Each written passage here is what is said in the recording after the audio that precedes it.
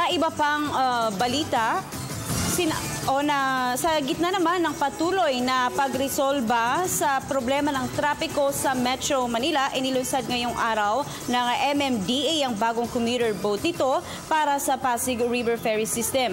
Layo nito na bigyan ng alternatibong transportasyon ng ating mga kababayang naiipit sa trapiko. Yan ang tinutukan ni Ara Perez.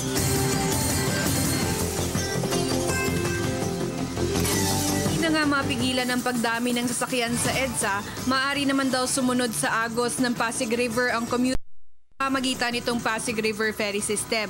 Ayon kay MMDA Chairman Francis Tolentino, may 11 operational ferries na sila sa ngayon. Serbisyo sa halos 200 hanggang 300,000 pasahero.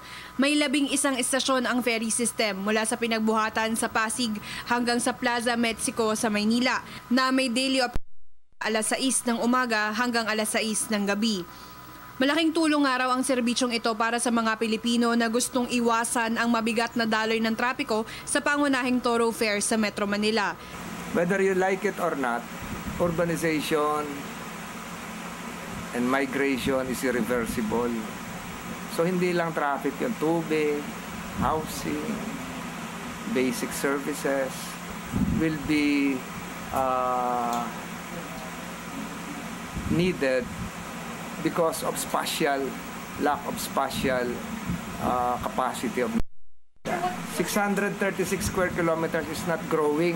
Samantala, inamin ni Tolentino na malaki ang epekto ng urbanization sa pagbigat ng daloy ng trapiko. Suportado naman daw ni Tolentino ang suhestyon na dapat ay may garahe ang isang car owner.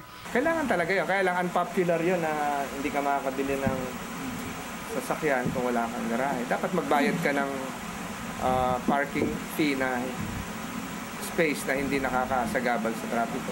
Patuloy daw na susuportahan ng MMDA ang mandato ng PNP Highway Patrol Group upang bigyan ng pag-asang maibsan ang lumalalang traffic situation sa Metro Manila.